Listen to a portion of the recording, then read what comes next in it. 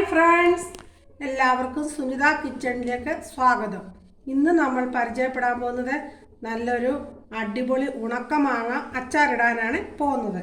മാങ്ങ ഉള്ള സമയത്ത് നമ്മൾ ഇത് ഉപ്പ് വരട്ടി വെയിലത്ത് വെച്ച് നല്ലപോലെ ഉണങ്ങി വെച്ചേക്കുവാണ്. മാങ്ങ ഇല്ലാത്ത സമയമാകുമ്പോൾ നമുക്കിതെടുത്ത് അച്ചാറിടാം.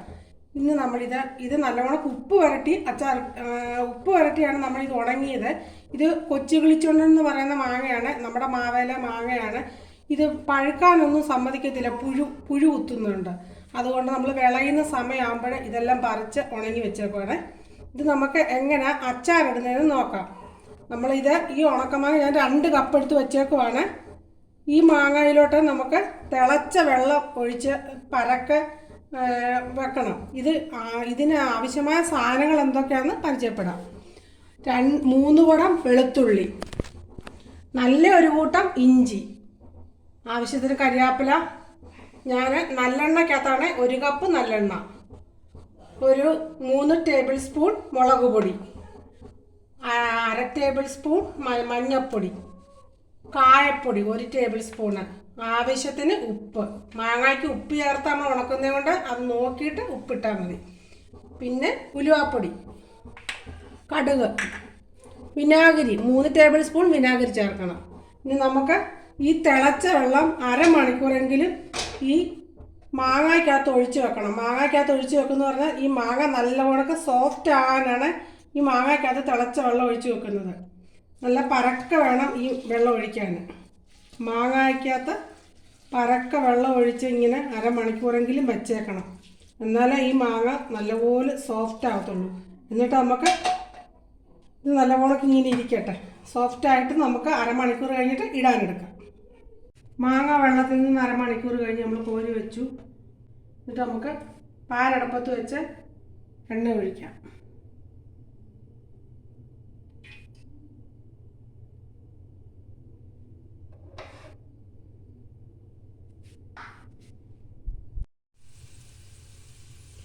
എണ്ണ അടുപ്പത്ത് വെച്ച് നമ്മൾ കടുക് ഇട്ടു, വെളുത്തുള്ളി ഇട്ടു, ഇഞ്ചി ഇട്ടു, കറിവേപ്പില ഇട്ടു. ഈ പരുവാകുന്ന ഉടനെ നമുക്ക് മുളക് പൊടി ഇടാം.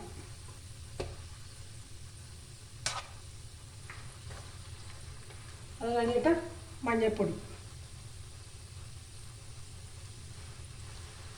ഇതിൻ്റെ പച്ചമണം ഒന്ന് പോയിട്ട് നല്ല മുളകൊന്ന് മൂക്കട്ടെ. എണ്ണയ്ക്കകത്ത് ഇടുന്ന ഈ മുളക് പൊടി ഒന്ന് മൂത്തിട്ട് നമ്മൾ നല്ലെണ്ണയാണ് ചേർക്കുന്നത്. നല്ലെണ്ണയ്ക്കകത്ത് ഇടുന്നുണ്ടെ മാങ്ങ പൂക്കത്തില്ല. എത്ര നാൾ വേണേലും ഇരിക്കും. ഇരുന്ന് പഴകും തോറും നല്ലപോലെ മാങ്ങ നല്ലവണ്ണം അലിഞ്ഞ് നല്ല രുചിയാണ്. നമുക്ക് പച്ചമാങ്ങ അച്ചാറിടുന്നതിനെക്കാട്ടും നല്ല രുചിയായിട്ട് നമുക്ക് കഴിക്കാം. എത്ര നാൾ വേണേലും ഉണക്കമാങ്ങ ഉണങ്ങി വെച്ച് കഴിഞ്ഞാൽ 2-3 വർഷം വരെ വെച്ചേക്കാം ഉണക്കമാങ്ങയായിട്ട്. പിന്നെ നമുക്ക് അച്ചാർ തീരുമ്പോൾ നമുക്ക് ഇട്ട് നമ്മുടെ ആരിലും വെളിയിലുണ്ടെങ്കിൽ അവർക്ക് കൊടുത്തു വിടുകയൊക്കെ ചെയ്യാം നമുക്ക്. ഇനി ഈ മുളക് പൊടി ചെറുതായിട്ട് മൂത്ത് തീ ചെറുതായിട്ടൊന്ന് വെച്ചു. അത് കഴിഞ്ഞിട്ട് കായപ്പൊടി ഇടാം.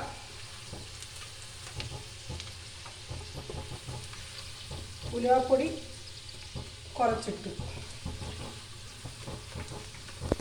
ഇനി നമുക്കിതിനകത്തിലേക്ക് ഒരു 3 സ്പൂൺ വിനാഗിരി ഒഴിക്കാം. മാങ്ങ പൂക്കാതിരിക്കാനാണ്. മാങ്ങയ്ക്ക് നല്ല പുളിയുണ്ട്, ഒത്തിരി പുളിയൊന്നും ചേർക്കണ്ട.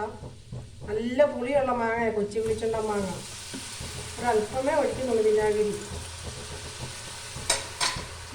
ഒഴിച്ചിട്ട് അതിൻ്റെ 2 സ്പൂണേ ഒഴിച്ചുള്ളേ. അതിനകത്തിലെ പോകയൊക്കെ ഒന്ന് അടങ്ങട്ടെ. എന്നിട്ട് നമുക്ക് മാങ്ങ കുടഞ്ഞിടാം.